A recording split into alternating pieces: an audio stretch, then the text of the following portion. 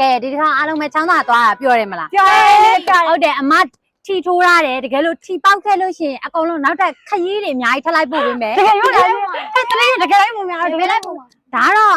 သူရာသီလိုက်ရွေးတော့မရွေးရသေးဘူးပကံလည်းဖြစ်ဖြစ်မယ်ပန်းလည်းဖြစ်မယ်ဟုတ်တယ်အကုန်လုံးရတယ်အကုန်လုံးစဉ်းစားလို့ရတယ်ပြီးတော့ဈေးတွေလည်းတေချာရောက်မယ်နော် ဂျောင်းဝင်မယ် ဂျောင်းအတက်တက်တယ်လို့လည်းတကယ်လိုက်ပို့ပေးမယ်ပကံဟုတ်ပြီအကုန်လုံးလိုက်ပို့ပေးမယ် ပကဖိုင်ကြိုင်ငါခုမှကျွန်တော်ဇက်ကမနေတော့တက်မှာ ဟုတ်ပြီတကူအားလုံးမယ်လုံးလုံးမယ် တက်မယ်နော် လုံးလုံးမယ်နော်အလုံးလုံးမယ်အလုံးကောင်းကောင်းလုံးမယ်နော် ဟုတ် တကယ်လိုက်ပို့ပေးမယ်ဟုတ်ပြီနော်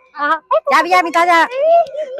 ချမ်းမကြီးဆိုတာပြောစရာကြီးနော် ဟုတ်တယ်ဒီကတတိယထီပေါက်လို့ရှိရင်ငါတို့ခီးဆောင်လိုက်ပို့ပေးမှာလေ ဒီကပကံလိုက်ဖို့ခိုင်းမယ် အဲဆူတောင်းမဲ့ထီပေါက် တောင်းမယ် အမလေးဆူတောင်းနေတာပြည့်မယ်ဆိုရင်သူများတော့ဘာလို့ဆူတောင်းရမလဲကိုတော့ကိုပဲဆူတောင်းမှာပေါ့အဲ့ကြရင်ကိုကကိုလည်းခီးသွားလို့ရတယ်သူများရှိမှလည်းလုပ်ဆရာမလို့တော့ဟုတ်တယ်မလားကိုတော့ကိုပဲဆူတောင်းမှာလေသူတို့ကဘာလို့ဆူတောင်းပေးရမှာလဲကိုကောင်းစားကိုပဲကိုဆူတောင်းမှာပေါ့တတိယပိုင်းနားလေဘာမှဆူတောင်းပေးကြမလို့သူကသူပေါ့ရှင်သူ့ကိုဆူတောင်းမှာကလေးယူလာပြီ